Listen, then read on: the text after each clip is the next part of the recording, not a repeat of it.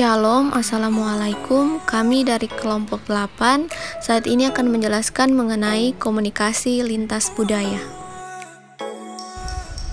Pengertian komunikasi. Komunikasi mencakup pengiriman pesan verbal berupa kata-kata dan pesan nonverbal, yaitu seperti nada suara, ekspresi wajah, perilaku, pengaturan fisik, dan lain-lain. Ini termasuk pesan yang dikirim secara sadar serta pesan yang sama sekali tidak disadari pengirimnya. Setiap komunikasi memiliki pengirim pesan dan penerima pesan, seperti yang ditunjukkan pada gambar di bawah ini. Komunikasi lintas budaya terjadi ketika seseorang dari satu budaya mengirimkan pesan kepada seseorang dari budaya lain. Sedangkan miskomunikasi lintas budaya terjadi ketika orang dari budaya kedua tidak menerima pesan yang dimaksudkan pengirim. Semakin besar perbedaan antara budaya pengirim dan penerima, maka semakin besar pula kemungkinan terjadinya miskomunikasi lintas budaya. Berikut ini contoh kasus dilihat dari etika bisnis dan negosiasi. Budaya membentuk etika seseorang baik pada tingkatan personal maupun nasional.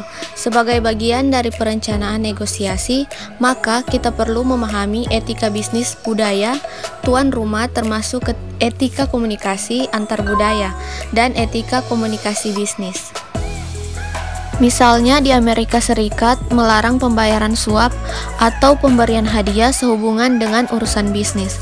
Namun di beberapa negara lain seperti Meksiko, suap atau pemberian hadiah dalam urusan bisnis merupakan bagian yang alami dari proses negosiasi. Kesalahan lintas budaya. Apakah orang Prancis dan Cina melihat dunia dengan cara yang sama? Tidak. Venezuela dan Ghana melihat dunia dengan cara yang sama? Sekali lagi, tidak. Tidak dua kelompok nasional melihat dunia dengan cara yang persis sama. Persepsi adalah proses di mana individu memilih, mengatur, dan mengevaluasi rangsangan dari lingkungan eksternal untuk memberikan pengalaman yang berarti bagi sendiri. Ketika anak-anak Meksiko misalnya melihat simulasi gambar tesistokopi, Taneus dari adu banteng dan pertandingan bisbol, mereka umumnya hanya ingin melihat adu banteng, melihat melalui tesistokopi yang sama. Anak-anak Amerika hanya ingin melihat pangkalan permainan bola. Persepsi bersifat selektif. Setiap saat lingkungan juga mengandung banyak rangsangan untuk kita amati pada satu waktu.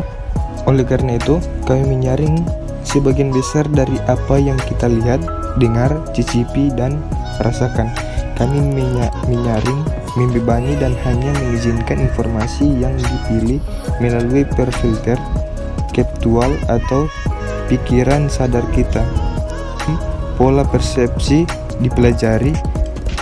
Kita tidak dilahirkan untuk melihat dunia dengan cara tertentu.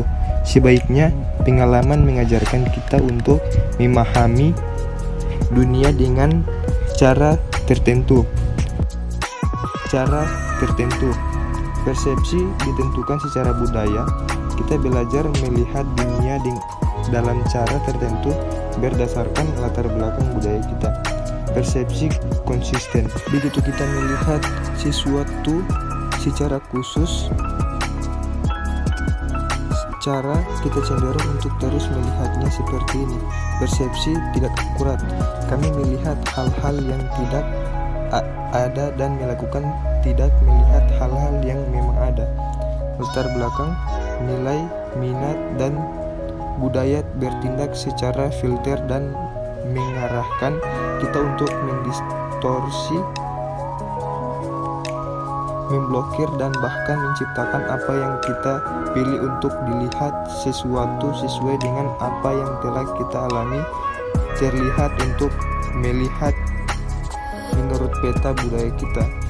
Misevaluasi lintas budaya. Bahkan lebih dari persepsi dan interpretasi, pengkondisian budaya sangat mempengaruhi evaluasi. Evaluasi melibatkan penilaian apakah seseorang atau sesuatu itu baik atau buruk. Secara lintas budaya, kami menggunakan budaya sendiri sebagai standar pengukuran, menilai apa yang seperti budaya kita sendiri sebagai normal dan baik dan yang berbeda sebagai tidak normal dan buruk. Budaya kita sendiri menjadi kriteria referensi diri karena tidak ada budaya lain yang identik dengan budaya kita sendiri. Kita cenderung menilai semua budaya lain sebagai inferior. Sekian penjelasan dari kami. Terima kasih.